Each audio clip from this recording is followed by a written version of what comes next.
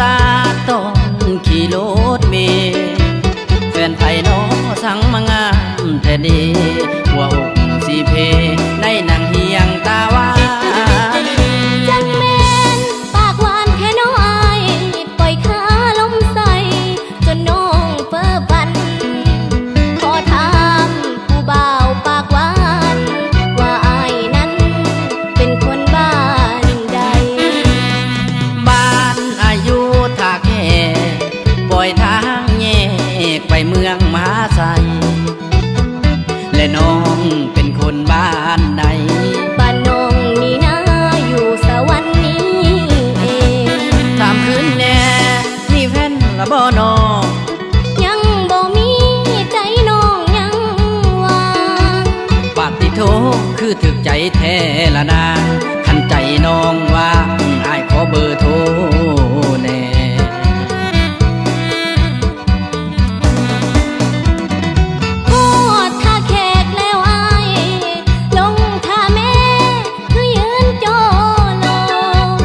ลงดอกขันเจ้าบ่ให้เบอร์โทรสิจ้างรถเมล์ไปหอดสวรรค์บ้านนาเว้าจังสิคือจริงใจแท้หนอพันหนอพันโอ้ยหนอพันเอาเบอร์โทรให้แล้วโทรมาเล่นแน่เด้อขอบใจน้องที่เจ้าคิดสงสารที่โทรหาตาว่าบ่ว่าแลงหรือเศร้าคิดฮอดเจ้าสิโทรมานำไว้นำฮอดบุญทาสีโคตรให้มาลิ้นแน่เด้อส่วนว่าน้องสิโทรนัดคือกันฮอดบุญทาดหิงหังให้เจ้ามาแน่เด้ออายขอวอนไว้ถ้าสีโคตรจงซอยให้ผู้บ่าวท่าแขกเป็นเคยเจ้าทินสวรรค์ใจ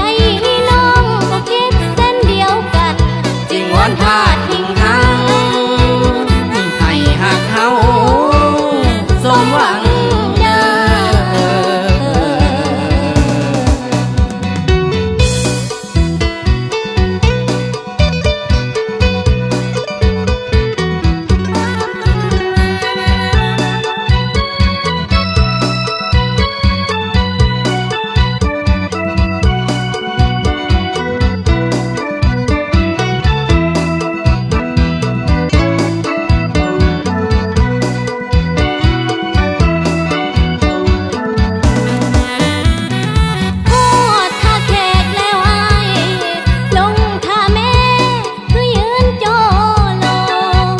ลงดอกขันเจ้าบ่ให้เบอร์โทร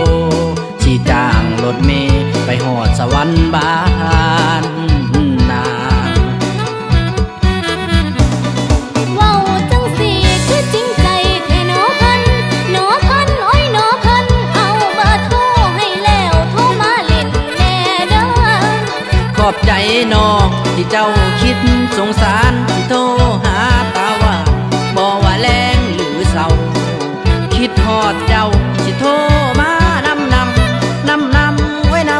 ำฮอดบุญทาสีโคตรให้มา